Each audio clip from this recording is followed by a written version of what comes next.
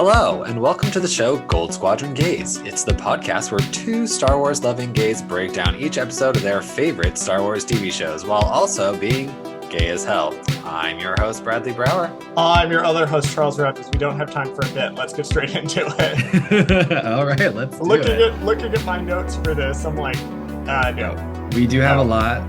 Well, you can tell the people at least what we're talking about. Yeah, we're talking about Andor episode 1. I'm excited. Let's get into it. So before we start the actual episode, I did want to bring up the Star Wars logo, as I always do. The only thing different about the Star Wars logo this time is they added B2 at the end. B2 EMO for everyone at home. EMO. He's the new droid. Yeah, so they added him at the end, and I checked, so we don't have to do it in the next 2 episodes. He is in all 3, and that's the only difference in all 3. They don't change them. Nothing is different in the first 3. So episode 4, I will check to make sure that it's still the same, because I feel like when we did Kenobi, they randomly changed it at random intervals. And they changed it. Well, they changed it like episode 3 or 4. They randomly changed. So to include maybe the Doc Droid and Ned B. I think it was after episode 3 because that was when Ned B was introduced in. So well, I'll double check for you all once we get to episode 4. But because we have 3 episodes to cover all at once, we will hurry up and try to get through these as much as we can, because damn, Disney, why would you release this all at once? Oh my God. Well, it kind of, because they function as one giant movie, essentially. Fortunately, they're all out at once, and I think it worked better that way. But we'll get into it, especially when we get into episode 3. Right. What's going on. Before we start with the general stuff, there is a bit that Bradley promised we could do. Yes. I'm timing myself carefully. He has promised I could do a Mon Mothma minute at the start of every episode. Now, Mon Mothma does not appear in the first 3 episodes of Andor. I am, however, claiming my time anyway. And what I'm going to do for the next 3 episodes is I am going to take my Mon Mothma minute to instead direct people to a Mon Mothma story that you might not have read or might not have revisited lately. So starting the clock now. So today for the Mon Mothma minute, I have brought the Rebels season 3 episode Secret Cargo. I forgot to look up which episode it was before jumping into this segment. Don't roll your eyes at me, Bradley. I'm a professional at this. Secret Cargo is the episode in which the Ghost Crew has to ferry a Mon Mothma who is on the run from the Empire. This is the moment where she leaves the Imperial Senate after denouncing the Emperor and naming him responsible for the Gorman Massacre. It is also widely seen as the official formation of the Rebel Alliance, because it is the moment where all of the ships show up to form the Rebel Alliance. Genevieve O'Reilly is back as Mon Mothma, reprising her role from Rogue One and Revenge of the Sith, and it is just a really solidly good episode. I feel like it's going to be important for Andor Season 3, and that is my recommendation for the Mon Mothma story you should check out for this episode. 58 seconds. Nice. And that was Mon Mothma minute. I'm sure they'll get better as the show progresses. They will. Well, when I realized she wasn't going to be in the episodes, I was like, what am I going to do? And I'm like, well, the other 2 stories that I've brought for 2 and 3 are stories people may not have read. But if people haven't revisited Secret Cargo in a while, I felt like that was a thing that people really should go back and check out that episode. Also, Gold Squadron is in it. Nice. Always love a Gold Squadron cameo. Always love when Gold Squadron shows up in a thing. It's there. It's in the name. All right, Bradley, bring us into at long last, let us return to our TV formula. All right, so today we're going to be talking about Andor episode 1, titled Kassa. Cassian Andor's reckless search for answers about his past makes him a wanted man. Charles, name one thing about this episode that you liked and one thing you did not. One thing I really liked about the episode, and I don't think I made a note about it, but I didn't really note any Easter eggs in the episode until towards the end of it. It took all the way to the end before I looked at something and I was like, that is definitely an Easter egg that is there for no other purpose than for me to look at and go, hey, there's that thing. None of it feels not like Star Wars in the design, but there's very few things that I could point to and say, that is that exact thing from that reference book in 1998. No, we don't get a lot of that. or at least not that I could tell, which is one thing I really, really liked. It allowed us to focus on the characters and focus on the world of Ferric. One thing I did not like, I understand in hindsight that the episodes is part one of essentially a 3-act movie, but I thought the ending was abrupt. And I thought the ending in episode 2 was really abrupt as well. Like they just kind of stopped it. And I've been talking a lot with my boyfriend about Rings of Power and House of the Dragon, and how some of these shows feel like they're intended to be streamed. Like they are written with the understanding that after the first time they come out, people will be watching them just in order. And it feels like Andor is very much written the same way as Rings of Power or House of the Dragon, in that it kind of knows you're going to binge it. Like it knows after the fact people are going to binge watch this thing through. And I think that's impacted the writing and the episode structure in a way that it didn't impact The Mandalorian, or it didn't impact Obi-Wan Kenobi. So that was my thing I liked and thing I disliked. What about you, Bradley? Did you write it down, or are you doing it off the cuff like I am? I did write it down. I'm kind of in the same realm as you all. I guess my dislike is kind of similar. I wrote down the flashback scenes were too short and seemed a little out of place. The reason why I said this is because, like you said, the episode was meant to be viewed watching all 3 at the same time. You are not supposed to just watch the first episode and then wait a week and watch the second episode. That's not how this was written. That's not how they structured this. Then, like you said, it abruptly ends at the very end. And that's because you're supposed to continue watching immediately the second it stops. So it didn't feel, for me, I just singled the flashbacks out just because they didn't feel long enough to me. Now, to be fair, not much happens in the flashbacks. So I can't be like mad about that in the sense that like, oh, I need more in the flashbacks, because one, they don't speak basic the entire time in the flashbacks. So and we'll get to that. We'll get to that point. But so there was no reason to make them longer, because they are supposed to kind of just convey like a short, quick thing. But like I said, unless you watch them all 3 back to back, they feel weird and not meant to be in the episode. The one thing I did like, obviously, B2 EMO, he is my new favorite droid. I loved the Wally vibes that he was giving the entire episode. Also, he kind of has the same cadence as Dio from Rise of Skywalker when he speaks. I thought that was hilarious. Everything about him, it was chef's kiss. I love when they do a droid perfectly. Now, however, if they kill this fucking droid at the end of this droid is not long for this world. I know. I'm going to be so pissed because he's already breaking down in this episode. And it's like, okay, y'all are going to destroy this droid and he's going to make a bunch of people cry. And it's like, you're not going to be able to sell any toys. You got to sell toys, people. Leave the droid alone. That was one thing I really liked about B2 EMO was like the constant, it's like a really shitty old, like poor people droid. Like the droids we usually see are owned by people that have the money to maintain them. And that a lot of times, even if they don't, like the Ghost Crew, you will see that Chopper never goes unmaintained. Chopper never has breakdowns. B2 EMO is constantly like, I don't have the power reserves for this. I have to go recharge. I can't hold a battery. And it's like, he's getting stuff like wedged down in him. I love that droid. That droid is going to die.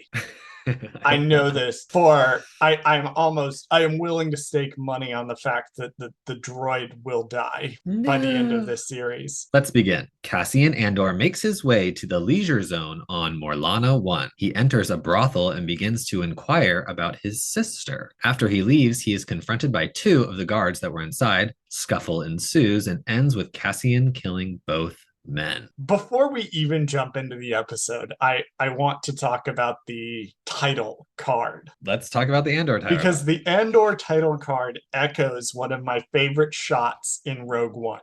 Ah, yes, the Death Star shot. It echoes the shot of the Death Star over Jeddah. Oh, that's one, like we said in our Rogue One coverage, that's one of the best shots that's ever been in Star Wars, and it's not even like 0.5 seconds long, and it's an amazing shot. This shot mirrors that. Yeah, for sure. I had to point out how much it looks like. It's almost like the reverse of the eclipse, like when the Death Star comes in Rogue One and eclipses out the light. It's literally cutting the light off from like the planet, like it's cutting off hope. And because the series is about Cassian rising as a rebel out of the darkness, this title card is in reverse. So the light now is coming up from the darkness to illuminate Cassian Andor. Love it. Anyway, that was a long diatribe on the title card.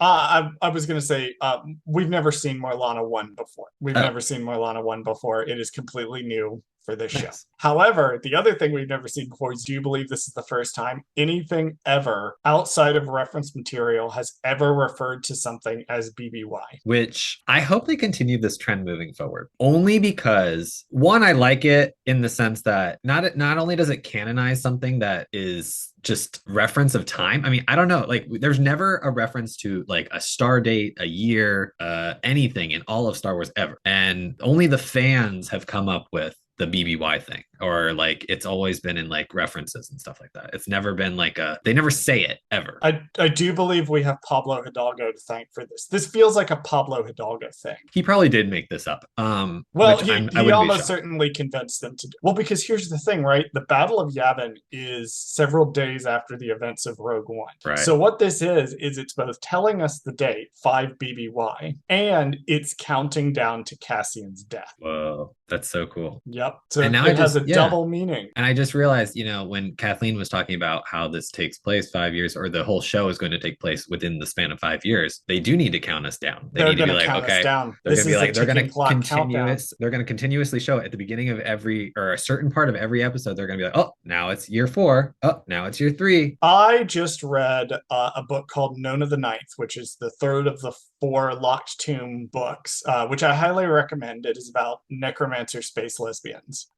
But the author of the book will do this exact thing, and it's really effective. So she will say, like, for example, to use a Star Wars example, because I don't want to spoil either Hera the Ninth or Nona the Ninth, which are the 2 books that do this the absolute best.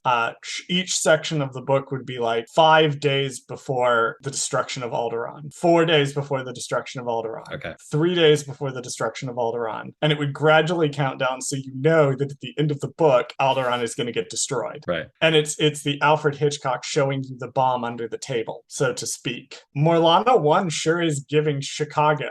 I was going to say Blade Runner, but yes. I agree with Blade Runner, but I also think like the shots of it, like with the bridge on like the lake thing that he's in, reminded me a lot of Chicago at night. I feel that. When it rains. It also reminded me of there's scenes in Rebels where there's that highway, or there's like that one kind of long the one stretch highway of road. that leads away from Lothal City. Yeah. It was giving me a similar vibe to that. Like, just like that's what it's just like a causeway, like some kind of just entrance into the city from the landing pads or whatever. Like, I don't know. I just thought it was really, really cool. Oh, it's neat. And I love the shot of the city from a distance. And I thought that the all of the shots of people like from their backs in the trailer were trailer only shots, and no, they're actual shots from the show. Is a nice change from Rogue One.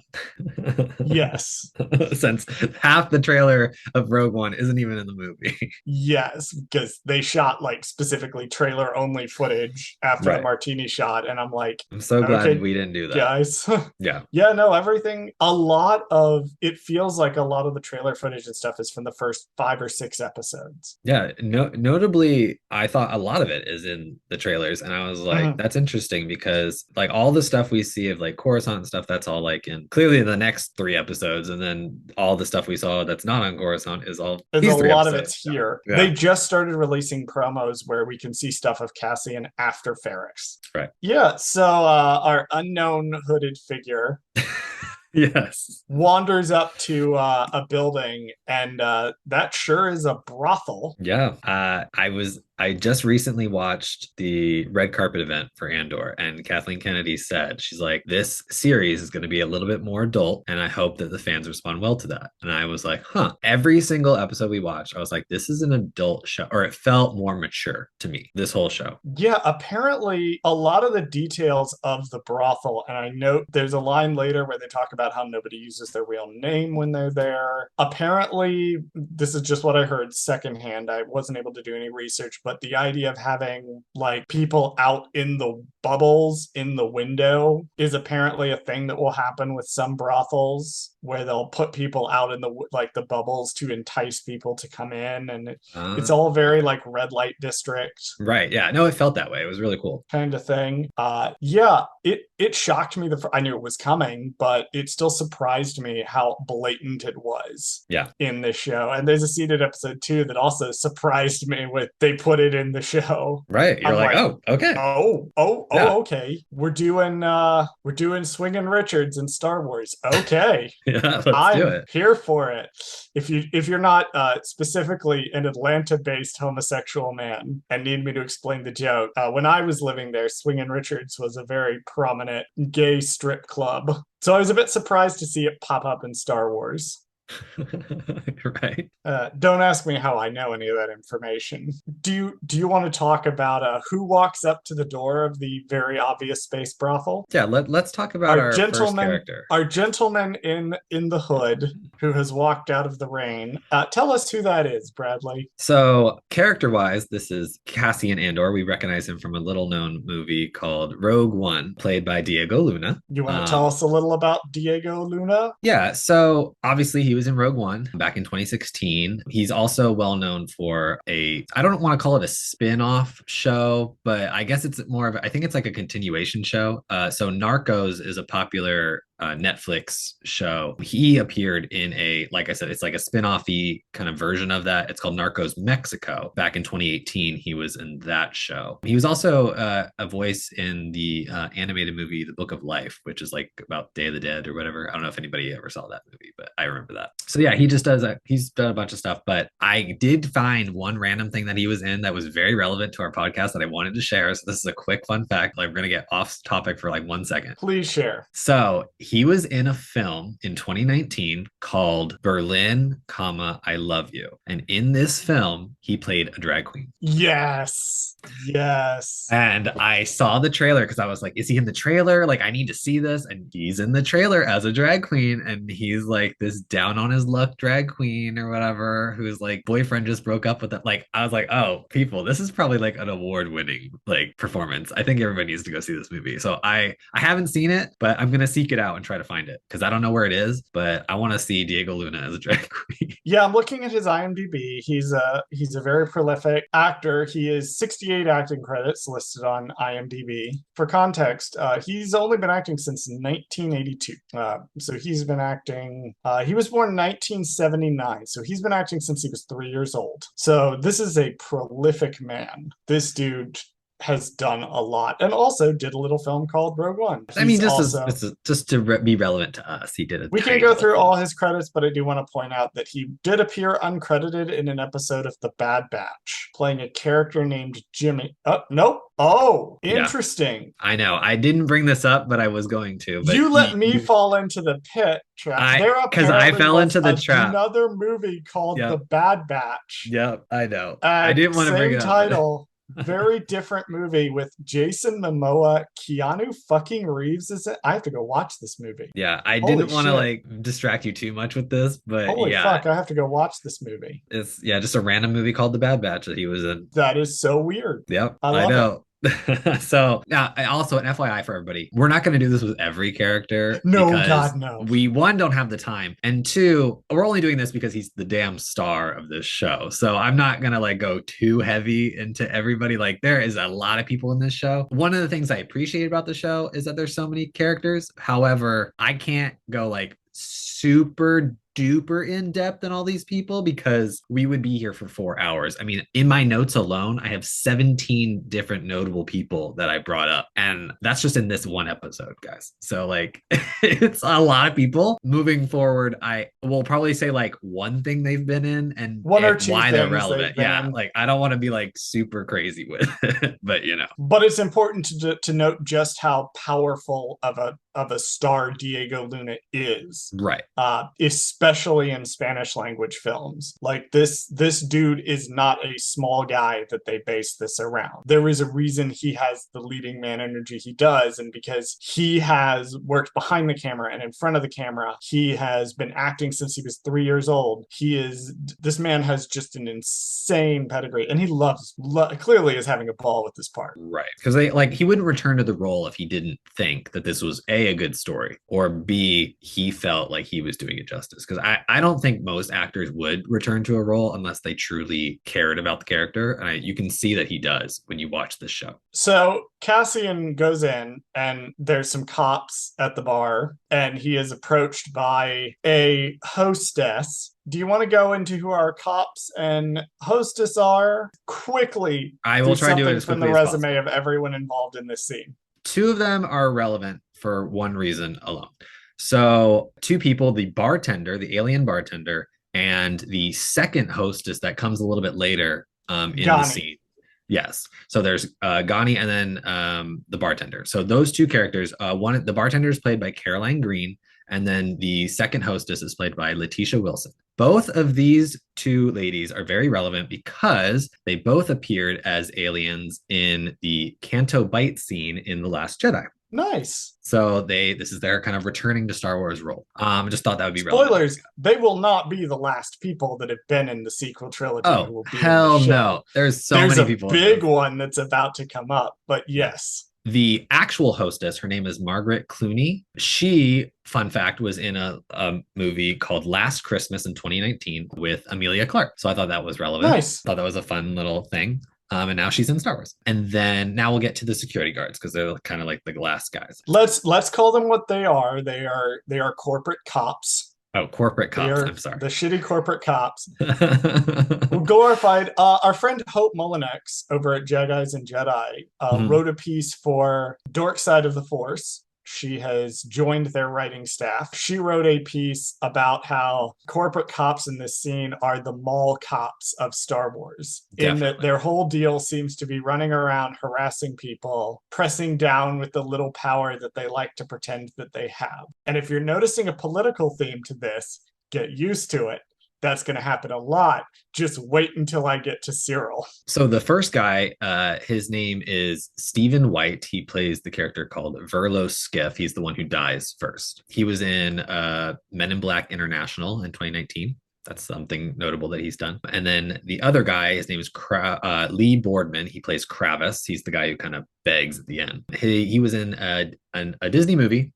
I only say this because it's relevant because he almost has a Disney trifecta. He was in the live action version of Jack the Giant Slayer that Disney did a couple years back when they were trying to do a bunch of live action stuff. So, but yeah, that's all I had on all the characters in the scene. I want to talk about the name of the planet that it turns out Cassian is from. And we'll get to the whole retcon recontextualization thing. I think next episode is where we're going to get to that discussion. But we find out in the scene that Cassian is from a planet, or at least he's looking for someone from a planet called Qunari. Now, here's the problem. Is because I am a massive Dragon Age fan. When I am not thinking about Star Wars, I am probably thinking about Dragon Age. And all this is relevant because when I hear Qunari, I think Qunari.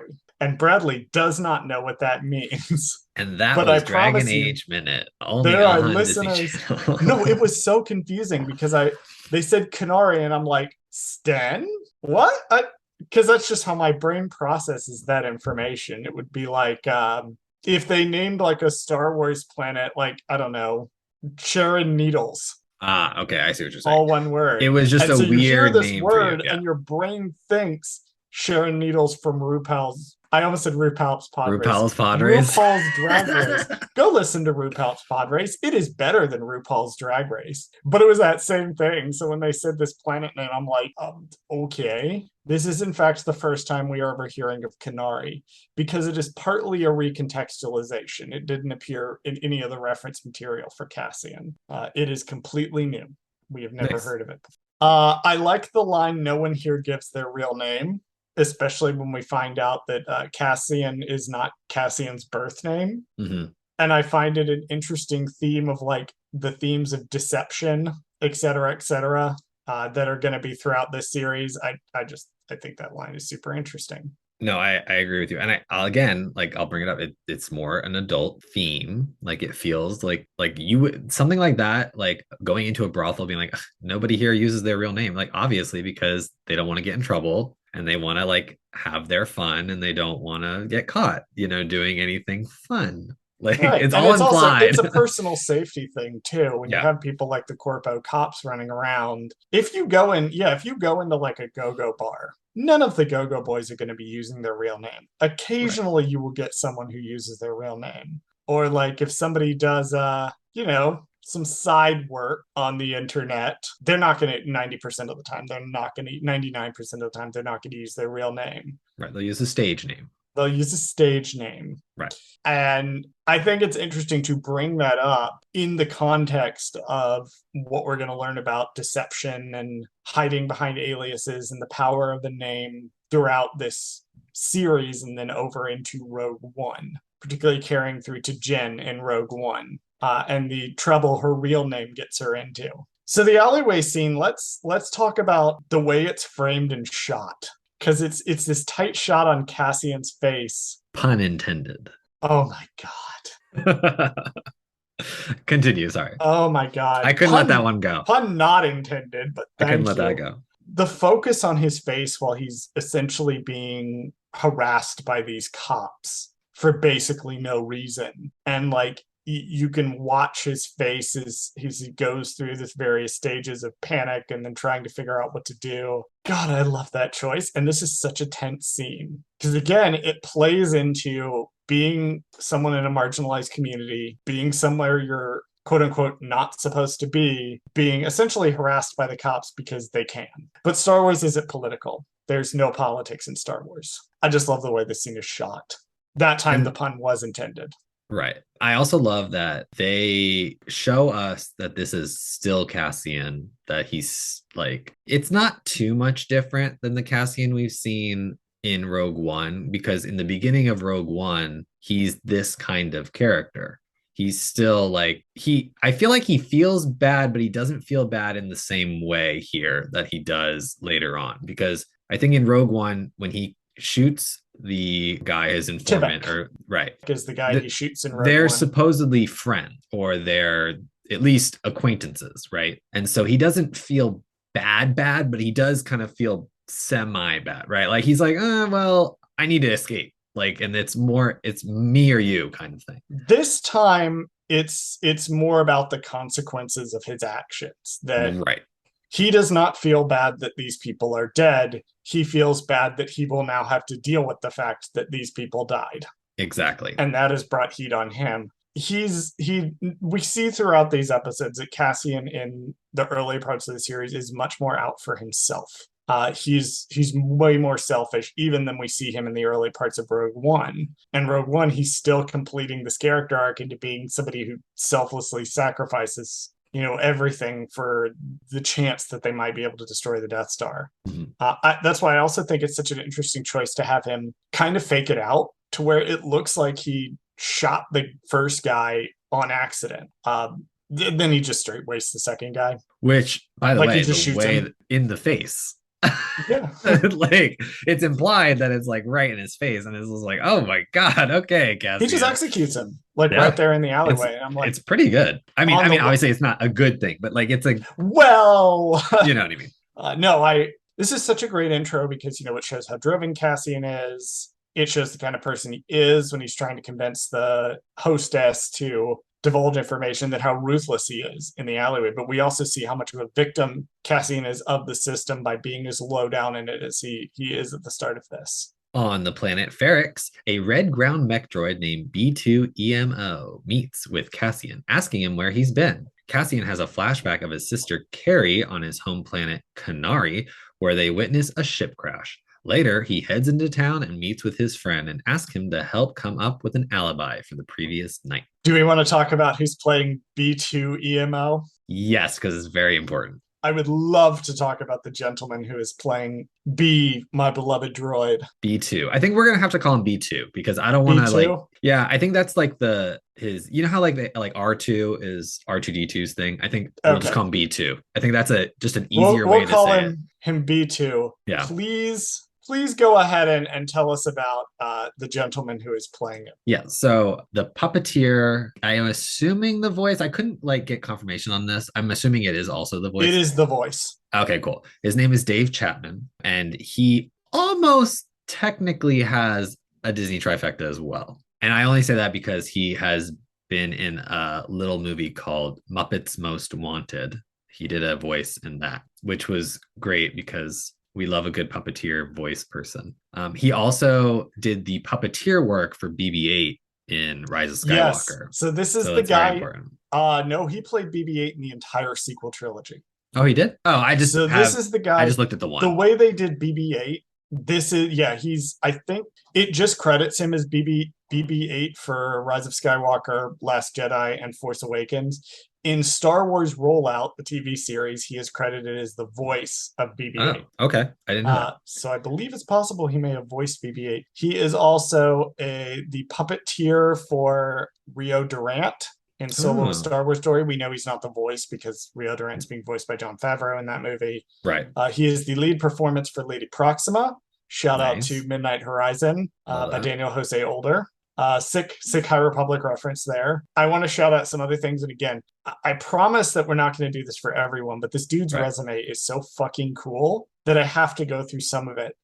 He appears in The Lord of the Rings of Power as the Masked Dwarf Guard in episode 4. He's our first Rings of Power crossover in Star Wars. He just needs House of the Dragon, and then he's in the new House of the Dragon / Game of Thrones. And then he's crossed over with everything that's coming out right now. But he is the Masked Dwarf Guard that talks to Elrond in the Great Wave episode.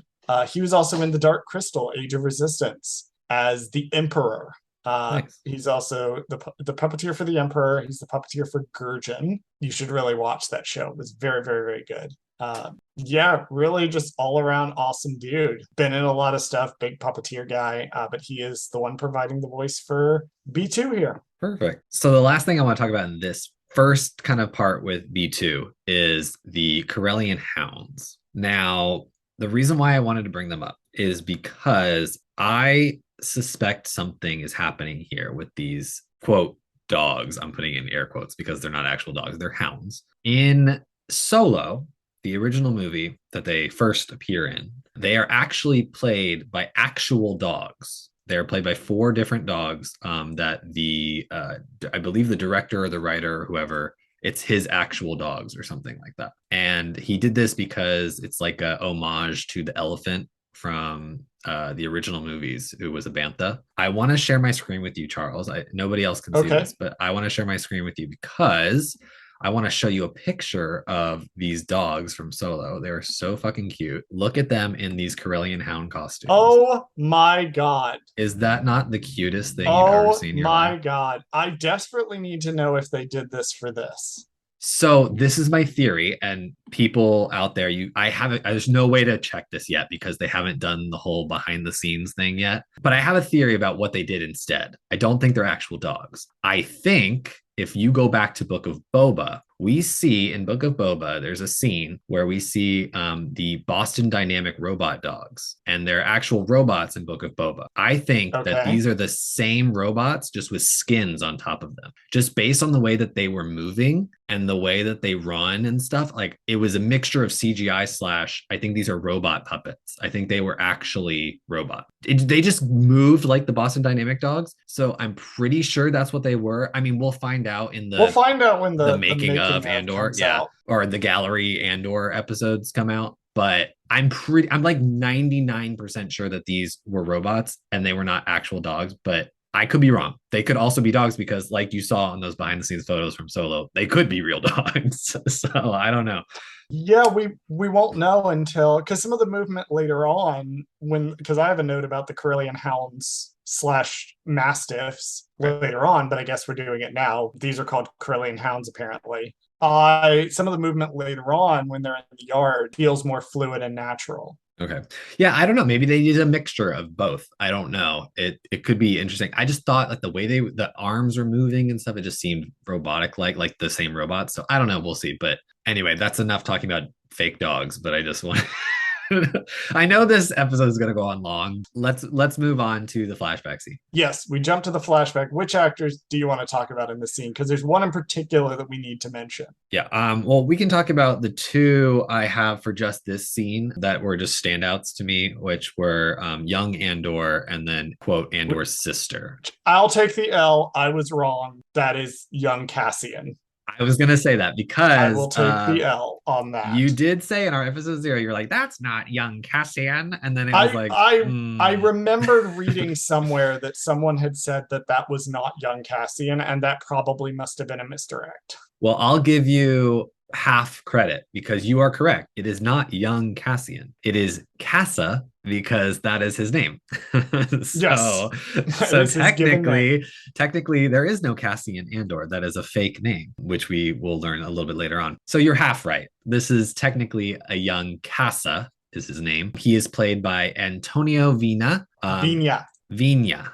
Sorry, I can't do the little accent thing. I can't say the Vina. Okay. Antonio Vina. We are famous for pronouncing names wrong. Right. But this one I do believe Antonio Vina is the correct pronunciation. I can't say that for absolute certainty because I'm not a Spanish speaker. Right. I just know how to make that noise with my mouth. I was looking at his credits. They're mostly Mexican TV series, so I didn't actually like recognize anything or know of anything that anybody would know like right off the top of their head. Now, I just frantically spent several minutes trying to Google it because I remember reading an article, and I think it was about this kid that talked about like the kid not speaking a lot of English and being able to talk to Diego Luna in Spanish. Okay. Which was a really cool thing because Diego Luna is fluent in both. But I think this is the same kid that they were talking about. Okay, cool. Because it does look like he's been in a lot of Mexican TV shows. Right. I also looked up his sister. Her name is Bella Swart. She's playing Carrie, and this is her first project that I could tell. Nice. So good for you, little girl, that you your first thing ever was Star Wars. You get to be in a Star Wars. Yep, you get to be in a Star Wars, and it's your first thing. Congrats, snaps for you. We're proud of you, honey. I have two interesting notes about this scene. The first is it's super interesting that we don't get any of this stuff subtitled. Right, and I did slightly bring that up a little bit in the beginning, but I thought it was weird. But then in the back of my brain when I was watching it, I was like, is what they're saying important? Or is what's happening important? And that's what you have to remember every time. There's a lot of visuals. We call it, I have a note about it later, but in my house, we call it visual storytelling, aka put your fucking phone down and watch the TV. Right. Which I'll cop to. That has to be yelled at me quite a bit. Yeah. But it's the concept of you have to pay attention to what's going on the screen because a lot of times the dialogue is not going to tell you what is happening. Andor has a lot of moments like this. I think the Bix one later in this episode was the one I specifically noted as being like, this is a big moment of visual storytelling where you have to watch what's going on. Because on to my second note, there's been a lot of discussion in certain spaces about timeline and what actually is happening here. And I find it interesting that when the ship is going down, there's a kid that is waving her arms around, like for rescue. Like the implication, I didn't notice this on my first viewing, but on the second one, I noticed that somebody's waving their arm. And then so one of the other kids tells them to shut the fuck up. Right. Basically. We will discuss the timeline of what is happening here in episode 2. Okay. So we'll probably leave more of the But we keep in mind that there is a kid that is waving to be rescued in this opening sequence. Okay. Real fast before you move on, I have 2 notes that I want to read out loud regarding the scene between Cassian and B2.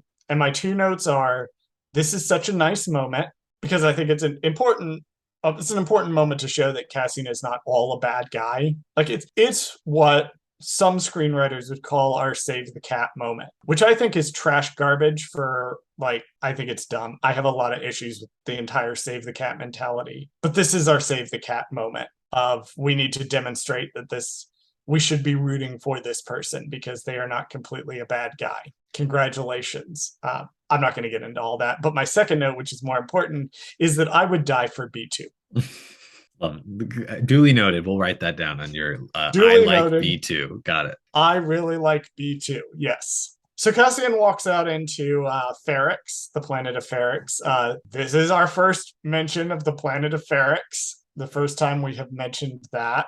Now, Ferrix was first revealed, according to Wikipedia, during the Lego set reveal during Celebration Anaheim. And it was also the first time that Cyril Karn's name was revealed, and I believe Luthen Rails as well. And I know this because I was in the room when this happened.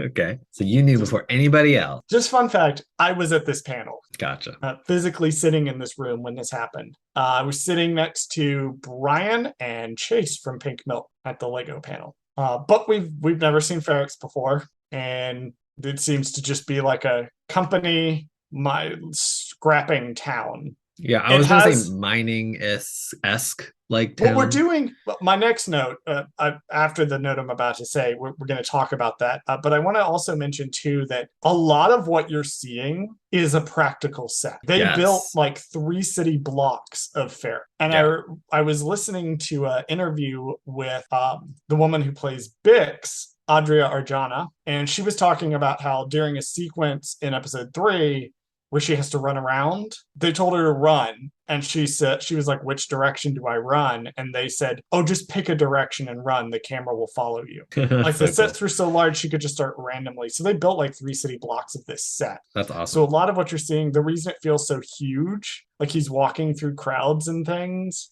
that set's staffed with extras. That's not CGI. That's not the volume. That's not a green screen from the neck up. They built that whole set, which is awesome. I appreciate that. Yeah, we're definitely doing corporate mining town vibes. We're definitely doing company town, like mining town sort of vibe, particularly from the early 20th century, around the time of the Industrial Revolution, around the time that you would get like factory towns popping up in the United States. And I'm sure one of our guests that is coming up later in the season will talk at length about this. But from what I can tell, this is kind of that aesthetic that they're going for, especially too with the corporate cops that are going to come in.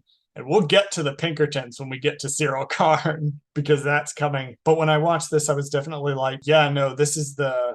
Are you familiar with a little show called Hades Town, Bradley? No. Okay, first of all, I mean, this makes sense. You're a Pokemon gay. You're not a musical theater gay. You're a TV gay. Yeah, I don't know what that is. Yeah, what is Hades Town? Hades Town is probably the biggest example that I can point to right now, as Andor is doing the same vibe. Hades Town is a very popular musical retelling of Orpheus and Eurydice, the Greek myth, that's set in one of these like corporate-owned feeling kind of town thing. Gotcha. Whatever. The audience will know what I mean when I say Hades. This has Hades Town vibes. Right. All 3 of them. Come on, Bradley. You know we get more people listening to the show. It's at least 5.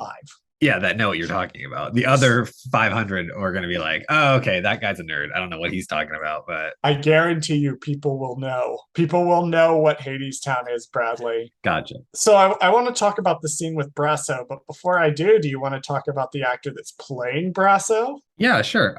So this was kind of weird. So on IMDb, he has one name, but then in a few of his credits, he has a different first name. So I didn't want to like say the wrong name, but as the title name that he has on IMDb is Joplin Septane. And the only notable thing I saw that I thought you would like was he was on an episode of Doctor Who. So I thought you would like. Oh, nice. Let's see who he was playing. I have no idea because I don't watch that dumb show. Oh, he's been in Lego Star Wars: The Skywalker Saga. He's been in Star Wars Battlefront 2 as there you go. Chuk Septane is apparently the other name he goes under. Yeah, scrolling down to the Doctor Who because he has like a separate name, but I don't know if that's the one he goes. Oh, okay. He was in The Waters of Mars. I've only seen that once, so I couldn't tell you anything about the character he plays. Gotcha. But he was in the Sarah Jane Adventures as well, which is a Doctor Who spinoff. So I was having a discussion with someone in the Divas podcast Discord. I was having a discussion with someone who was like, I found it extremely interesting that Brasso basically has a lie ready to go and just goes with it. And I made the point, which I want to echo here, that this is a thing you see a lot in marginalized communities, is that they will have these things in place to defend against oppressors of that community. And the big example that's relevant to us is I remember there was a gentleman who's an older gentleman that lived through the 80s and 90s that I saw talking about, in the 80s and 90s, when a gay man would die of AIDS, that he would have set up a network of people that would come into his house and remove and either destroy or store or tape any of his illicit material that he might have in his house. And that way the family wouldn't know what he was up to. There was a lot of like not revealing what would happen, what people's lives were like to the families. And that was something that I immediately thought of when I watched this scene. But you see these cases of marginalized communities, a lot of them may be hostile towards one another and not like one another very much. But if somebody outside, particularly in authority, steps in, you will see them close ranks. And I think we're seeing this to a degree with Brasso here, where he immediately susses out Cassidy is in trouble beyond what is normal. Okay, it's time to go into DEFCON 1. And we will see this again in a much broader scale in episode 3. So I definitely wanted to bring that up as something that I immediately thought when I watched this scene, because my interactions with other gay men have differed, especially when I was living in the Deep South. There was sort of an understanding among the community of, defense of that community against people who would come in and try to oppress it. So that's something interesting that I noted that was going on in the scene. And I think this is going to play slightly different in the next episode. We're going to see the opposite of this to an extent. We are going to see where people don't do this, because right. marginalized groups, like any group, are not a monolith. Right. And we will definitely see someone who does not have this reaction. Right. And who does it for petty, shitty, selfish reasons. Exactly. But yeah, that's an interesting point. Yep, that was my only real point about this scene. Just a very, very interesting scene to analyze. But of course, Star Wars is not political. Of course not. Of course not. There definitely has been absolutely no writing or storytelling about people in marginalized communities at all. I don't think that's ever come up. No, that definitely has not come up in Star Wars before. I don't think so. I don't think there's any kind of thing like that. I don't recall anything of that nature. Look, this was also a theme on Resistance, and if you go and listen to the full Resistance recap episode of J Guys and Jedi, you will hear me talk at length about how this is also a major theme in Resistance, which I promise we will get to one day. At the corporate security headquarters on Marlano. I hate you so fucking much. All right, moving on. At the corporate security headquarters on Morlana 1, the deputy inspector Cyril Karn informs his superior about the death of 2 of his colleagues the previous night. He tells Karn to cover up the deaths. Karn doesn't seem happy. So the very opening shot before we even get to Cyril Karn and Chief Hein, I've seen some debate on whether or not those corporate ships that we see, the gunships that they will use in episodes 2 and 3, which can kind of be seen here, are modified Republic gunships. I don't think so. No, they seem too transporty. Like they were a little bit less. They didn't have like guns on the end. They may come from the same company, but I get they kind of look like them, but I don't think we're looking at modified Republic gunships here. Right. Yeah, they seemed like they're their own thing. They looked smaller too. Like they're clearly like a smaller size. Like they're not open. They're not, Yeah, I just want to squash that real quick. I don't think we're looking at some modified Republic gunships. Do you want to tell us about one or both of our actors here? Bradley? I'll tell you about both of them. Let's start with the one that's not as important because he's only in this episode. So the chief inspector, Hein, is played by Rupert Van Sittart. Oh my God, these British people with their names. This guy, Rupert, he was on Game of Thrones. So that's notable. And then looking at the images, it looks like he played. Yeah, I don't know who he was. It's some random I'm going to look up exactly who he played. He was Jan Royce. Don't know. It doesn't ring a bell. Unless he has a dragon or a wolf, I didn't give a shit about that character. He is in an episode called The Dragon and the Wolf. Shut up. I was just kidding.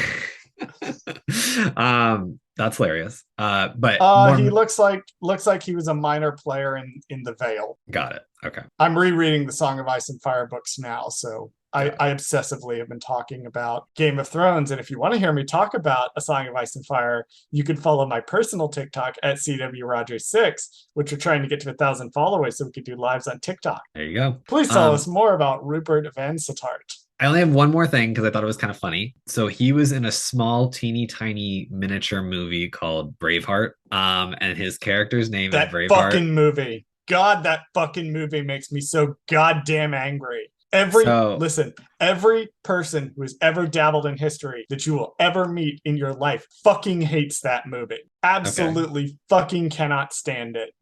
Every person I have ever talked to cannot stand that goddamn movie. Oh, I hate it. I hate that movie so fucking much. well, if it makes you feel any better, I've never seen Keep it that way. it. But the character's name in the movie is so funny. His name in the movie is Lord Bottoms. I just thought that was relevant to our podcast for no particular reason. So yeah, welcome to British people names. I know, hilarious. Anyway, so that was Rupert Van Sittart. But the one we want to talk about, and the one I care to talk about the most, is our character of Inspector Cyril Karn, who is played by Kyle Soller. So he's kind of funny because he, again, almost has a Disney trifecta, and his is kind of more of a technical Disney trifecta. A lot of people get them on the technicalities. We can't all be Ming Na Wen and get the coveted double Disney trifecta. So he was on a random cartoon TV series that Disney did called 101 Dalmatian Street. He did a voice in that show. I don't know what he did. It was probably not like interesting enough for him to even mention it ever again. Most people would probably know him for a movie called Anna Karenina, which he was in. I don't know. I haven't seen it, but that was something notable. That Anna Karenina. It's a fairly famous book. Karenina. I don't know. It's a fairly famous book. It looks like he's done some video game voices before. Well, that's what he mostly does, I think. So, or well, at least he has done in the past. So I thought that was interesting. But either way, I thought he was great. This character he is knocking this out of the park. So interesting. Like, this is the most compelling character on the show. To me, this is the most interesting character for a multitude of reasons.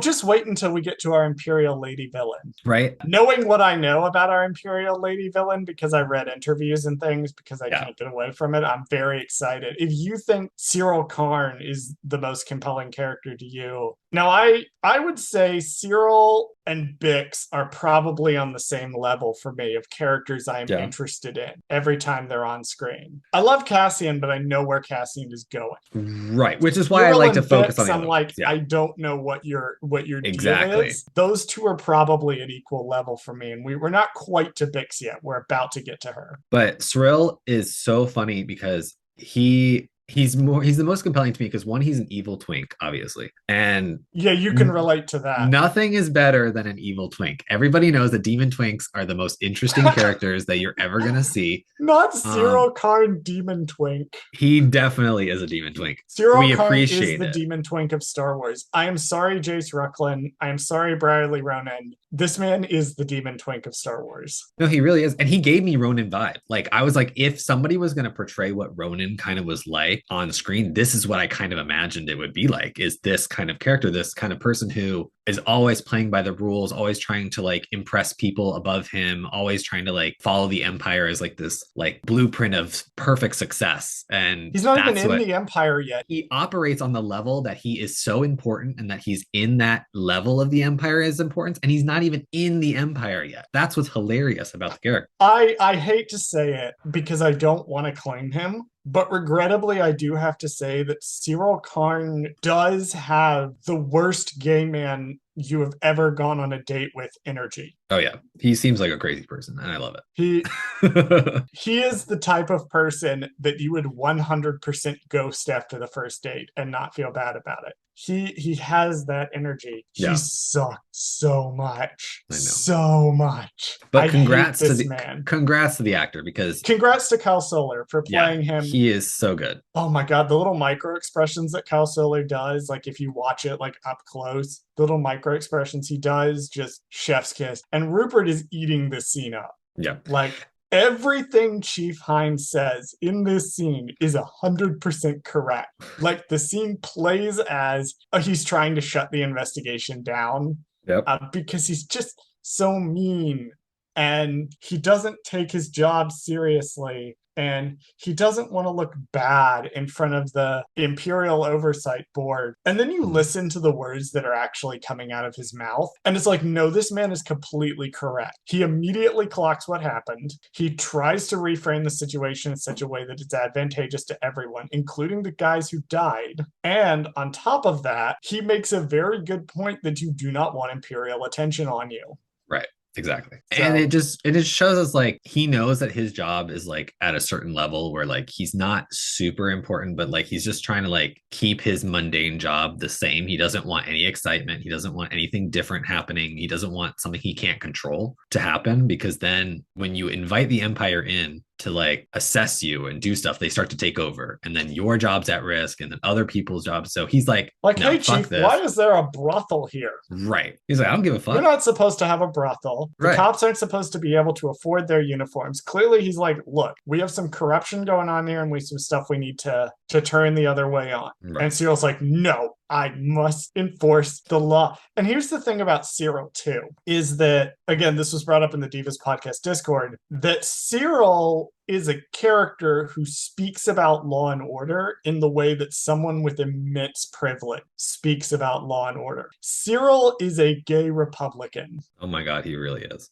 He has gay Republican energy, like cis white man, gay Republican energy. He has never, ever, ever in his life had to face any sort of oppression by the system. And Right. so he is not only super into the system, but fanatically devoted to enforcing it to the detriment of everyone around him. Right. He has the energy of the person. He literally has, he should have just complied energy. He has, they should have gone through the legal immigration process energy. Yeah. He I feel sucks that. and I hate him. But he's so good.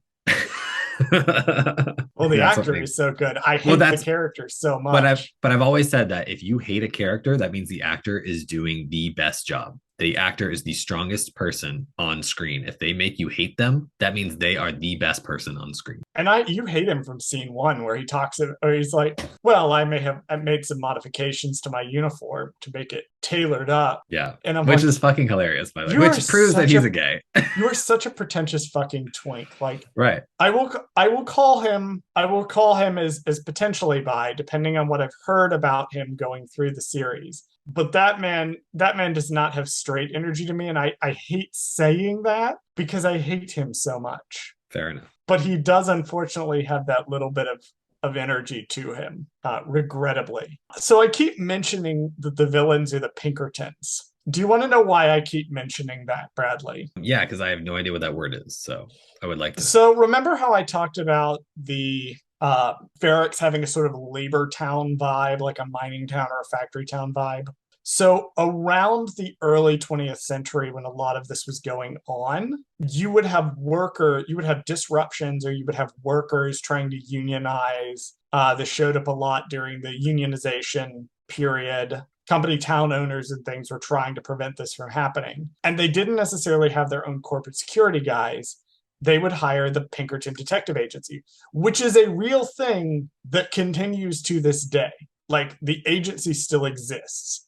But at the time, they would be brought in to quash strikes. They would be brought in to quash disruptions. They were big union busters and strike busters. They were basically like private corpo security guys that you could bring in and you could crush your strike. And that is kind of what the villains of these first 3 episodes are. They're essentially these security guys. Now, they work for Premor in the show, and the Pinkertons were contractors in real life. But they do very much have a lot of crossover with the historical Pinkertons and the way they would be brought in to enforce company policy and enforce like company ownership over people and property. And I thought it was a really interesting choice to make them the villains of the first 3-episode arc and not the Empire. Because here's the thing about systems of oppression, is that capitalism and authoritarianism are intertwined as systems of oppression. They support each other. And the same systems which capitalist interests use to keep their workers in check are many of the same systems that authoritarian government use to keep their people in check. The same brutal force, terrible conditions, keeping people downtrodden, keeping people dependent on them. We see this in The Bad Batch. We see this in Solo. We especially see this in Rogue One. We see it a bit in Obi-Wan Kenobi. But that's the thing that is interesting to look at, because the oppression that the people of Ferrix are facing, especially again in episode 3 when the Corpo Cops show up, is the same type of oppression that the Empire is doing to the entire galaxy. This corporation is just using exactly those same tactics against the people under their technical jurisdiction. And we see debates on whether or not, like, somebody says that Ferrix kind of does their own thing and they shouldn't interfere. Somebody else later on will point out that they need to be stricter on their sort of territories that they quote unquote own. So I think that's a super interesting choice when you're looking at those systems of oppression and people being tired of it. But Star Wars is not political. There is no politics in Star Wars. Like he was the bad boy or something, and she kind of fell in love with the bad boy. He's very her toxic ex. Right. And she realized, like, I don't need this guy around because I know what I deserve. And what I deserve is a person like Tim who actually she is fucking, apparently. Cares about her. Right. Which, this is my tangent of don't fuck your coworkers. Which, are they don't fuck technically your coworkers? They're coworkers. Oh, that's right. That's right. Because he's like, are you fucking it? He's like, are you fucking the boss? Like, what's going on? Like, don't fuck your coworkers. That is a bad idea. Right. I promise you. There are several rules that I have in place for myself, and one of them is don't fuck your coworkers, because it never ends well for anyone involved in that situation. Mm-hmm. There is a reference to Wobani in this sequence. Wobani being the ring planet thing from Rogue One where Tivit gets shot. Gotcha. And I now have a note and a little tangent I will call clickbait can eat shit and die. Okay. Because I Googled the box that Cassian has to try to see if we'd heard anything about it before. And it was mostly clickbait articles that popped up. Like, what is the NS9 star thingy? I can't remember the name of it. And I went, okay, I will look this up. So I typed it in, and the first few Google results to populate were clickbait articles. The box from Andor explained. So I thought, okay, if there's a quote or something, maybe it's in one of these articles. So I clicked on it. You want to know their explanation for what the box is? Wait, let me guess. Okay, wait. I'm basing off, this is my just dumb person who's never really watched Star Wars, but is like writing an article about Star Wars guest. I'm guessing because of the coloring and like the way that it's designed, it's very Empire-esque. I'm going to say they think it's like the box that goes in Darth Vader's chest or something. Like it's like his chest. Okay, that's extremely dumb. That is dumb enough to be a clickbait article. That's a good article, right? That is not what the direction this article went. So do you remember in episode 3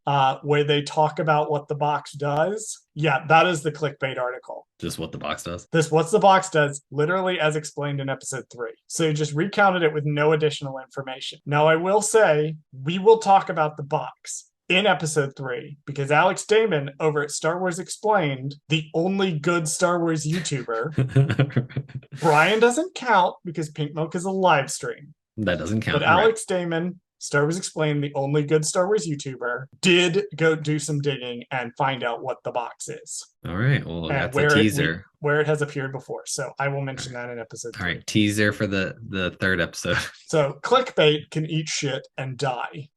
Like, that is so dumb that they just explain literally the dialogue in the show.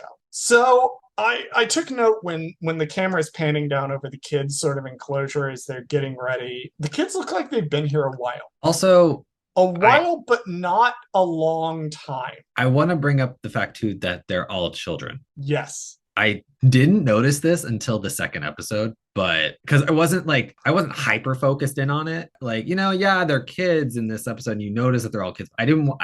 Something about the scene didn't read to me right away that it was all kids. I just assumed that maybe like adults were somewhere else and we were just focusing on the kids. But after watching all 3, I was like, oh shit, there's only kids here. It's a tribe of kids. Keep that in mind. Yeah. Keep that in mind that this is a group made up of only kids. Yeah, because the implication is it's supposed to be like you sort of see them in the first little bit. Your brain thinks, oh, this is a fairly underdeveloped, essentially group of indigenous peoples living on this planet. Mm-hmm. And then I was looking at it, I was like, oh no, they're all kids.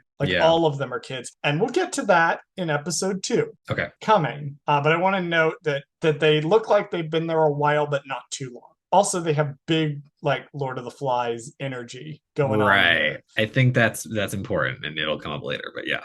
It's important. It'll come up later. My only note for the Cyril sequence is that Cyril sucks, and I hate him so much. Yeah, I didn't have too much in that section. I just kind of was like, okay, he's there and he did things Cyril that were good. Karn is the kind of guy who thinks that you should clock out when you take a shit. Cyril Karn is absolutely the type of guy who pulls down union posters in the break room. Right. He is absolutely the type of guy to fucking ask the teacher, remind the teacher that she was supposed to assign you homework. Yeah. This guy sucks so much, and I hate him. I love it. I do, however, love Vetch. Vetch. Okay, yeah, let's talk about Vetch and Nurchi as the other guys. Vetch and Nurchi. Very quick scene about how yeah, we can talk about I have a problem with this scene, not because it wasn't good in the sense that it was, because one, it was funny. Like, it was a nice little like it's a very funny scene. It's a funny little scene. However, my editing brain was like, was this even remotely necessary or needed scene? Well, here's the thing. This is the type of scene that is the reason this is a TV show and not a movie. Mm-hmm. Because if you were filming this as a movie, we would drop this scene on the cutting room. Absolutely. Because all it does is it reinforces how disreputable Cassian is. That he owes money to people and he's clearly not going to pay it back. And it's just a character building scene. The good thing about doing it as a TV show, you have room for these type of scenes. The episode's only 40 minutes long. Don't let the time code on our Gold Squadron coverage fool you. This episode's only about 40 minutes long. So putting in a scene like this makes sense to me to develop Cassian Andor's character. Even if it's not moving the quote-unquote plot forward. It's Obi-Wan Kenobi at the butcher shop scenes. It tells us about the character. It doesn't move the plot forward, but it tells us more about. Well, let's talk about the actors. Who's playing Nurchi and Vetch. So Nurchi is played by someone named Raymond Anum. Didn't see anything that he was in at all. So this may or may not be his first thing. Two things. Okay. He has been in Andor, and he has been in a short called Trouble. Okay, so there you go. That is all he's been in. Gotcha. Now, the next person is way more interesting. Vetch has been in way more stuff. Okay, so we can't talk about all of it, but I noted three main things that were very important that I want to talk. So Ian White, who plays Vetch, by the way, he's playing a species called a Urodal, which is very important because in The Force Awakens, he also played a Urodal. He's playing the exact same alien in this that he's played in Force Awakens. Most people would know him for playing 1-1 the Giant in Game of Thrones. So he is the Giant in Game of Thrones, which is really awesome. And then he was also in Alien vs. Predator and Alien vs. Predator 2, where he played an actual predator. So this might be the first person who's played another alien outside of playing a Star Wars species alien in Star Wars that I can notably find. He's just a big dude who does a lot of puppeteering work. A lot of puppeteering work, and he is 7 feet 1 inch tall. Mm-hmm. This is important to me and no one else. So I do want to list off some of his Game of Thrones credits because he is known for playing more than just one. Okay. He has actually played several different characters. He plays White Walkers. He plays Dongo the Giant. He plays 1-1. Plays Giant White number 1. And then in season 2, he plays Gregor Clegane. So you remember how they swapped Gregor Clegane's 3 times? He's our second Gregor Clegane. Is he the actor who killed the Mandalorian in that season? Okay, thank you. That's all I need. He is not the actor who killed the Mandalorian. Okay, that's all I needed to know. So Bix goes in and she meets up with 2 gentlemen, a father and his son. We will see them throughout the first 3 episodes. Wilman and Salman Pak. Do you want to talk about who's playing Wilman and Salman Pak? So like I said, I had a lot of people in this episode and I couldn't get every single person. So if you have it pulled up, you can bring them up real quick. I do have it pulled up because I do want to talk about one of them at least. The guy playing Salman Pak. The guy playing Salman Pak is Abhin Galia, who has been in just a lot of random stuff. He's kind of that guy, but he's been in a lot of different things. Nothing that I recognize, a lot of background stuff. He was in Exodus, Gods and Kings. He's a voice in Assassin's Creed Origins. But he's had a pretty long career. I thought he was pretty cool. The other guy, the guy that's playing Wilman, Muhannad Bahir, I apologize. This is the second thing he's ever been in. So those three show up in all three. Those two show up in all three episodes. So I wanted to at least bring them up. And this is, again, the scene where I talked about the wordless storytelling, what we call visual storytelling, with her going in and chiming the thing into the tower, and how she makes her way there. So those were my only notes on that sequence. Moving on. Inspector Cyril asks, is it Cyril? Cyril. Cyril. Okay. Cyril. Inspector Cyril asks his team for updates on the case. Cyril is determined to solve the murder case and puts out an order for Qunari men to be questioned. Back on Ferrix, Cassian talks with the Starship Lot Guard, and the guard tells him he won't do any more favors for him. In a final flashback scene, young Cassian and the tribe begin to set out for the fallen ship. His sister wants to go, but he makes her stay behind. Everything about the setup in the Cyril scene, from the guy eating blue noodles at his desk to the shit, the manager is coming. Yep. Chef's kiss. Absolutely perfect. It's worth noting that there is a takeout in Star Wars. There is. Oh, you need to just preface that there is takeout. That just exists. There is a guy eating takeout at his desk. Yep. And I love that is blue noodles, because that's going to be something they're going to serve in the parks now. Just blue noodles. I believe you can get them on the Halcyon. There you go. That's where they're from. Noodles. Blue noodles. So I'm going to read my exact note about Cyril. Are you ready? I'm ready. Man, this guy sucks. Oh my God. Okay. Well, you're just going to have to get over it. Demon Twink is here to stay, and he is going to be solving this murder one way or another. So Demon Twink absolutely sucks so much, and I hate him. And again, props to Cal Solar, because he plays this guy as such an abhorrent little vicious piece of shit. He comes in and he's the worst middle manager you've ever had. Who's everybody. Cyril Karn is the type of person to unironically say, if you have time to lean, you have time to clean. How many of these do you have, by the way? How many I have of these? So many. Okay, well, let's save them for more We're episodes. We're going to be doing this the rest of the show. Oh my God, I can't with you. Okay, so I found a chart of one of the establishing shots from the shipyard scene, and this is our first Easter egg. Oh, okay. This is our first time we get something that's in there as an Easter egg, I feel. We've talked about the difference between an Easter egg and a thing that is a part of the world. All of the things we've seen up to this point have been things that are part of the world. Right. This is our first time we see things that are Easter eggs. And I found a chart which goes through some of the ships in this. It actually goes through all of them, but I'm just going to read out some of these ships. Okay.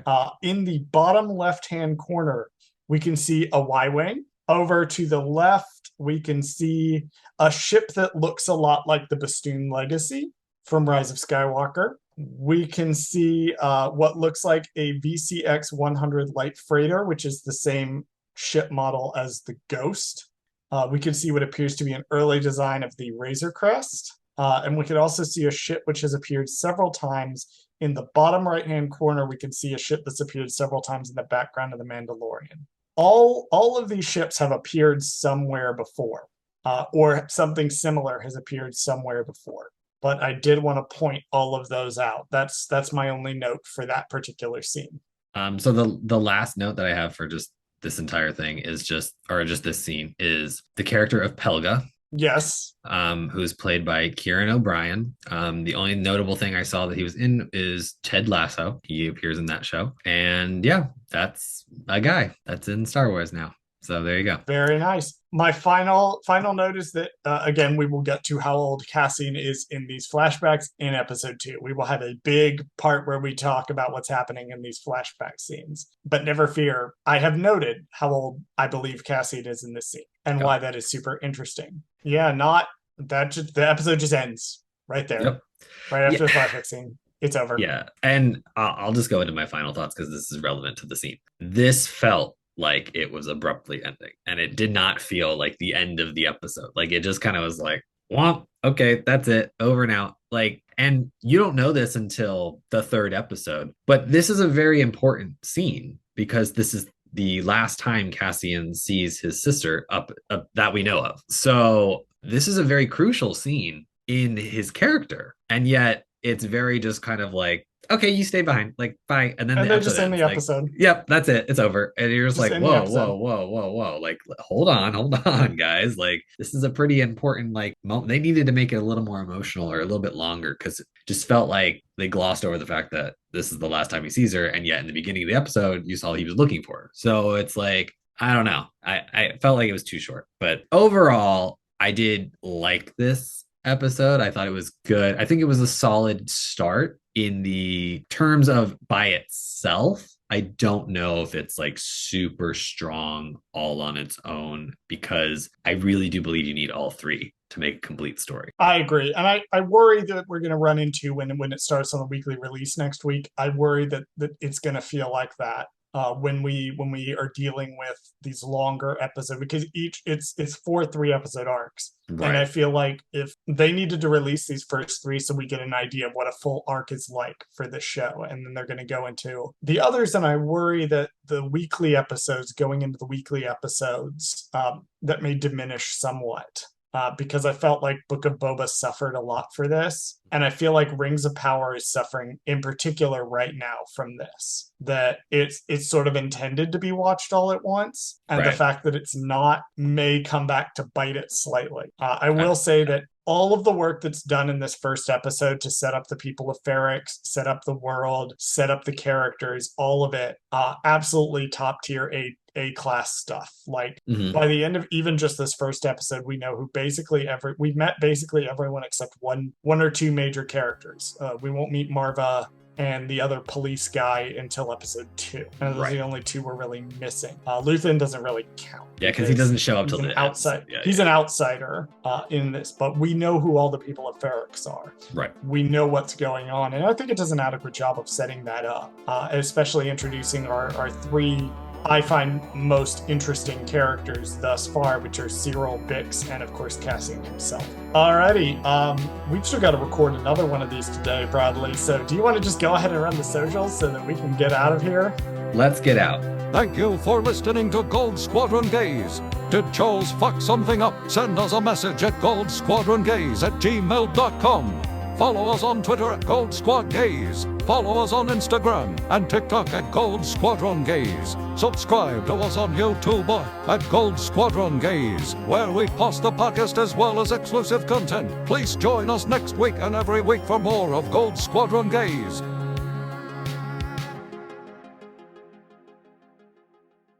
I mean, how many times are you going to say that line? I'm going to keep fucking saying it.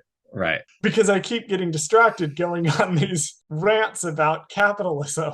I'm not going to stop doing this, Bradley. I don't care how long the episodes are. This is my one opportunity to bitch about capitalism. I'm going to take it. Do you want to move on to the next scene now?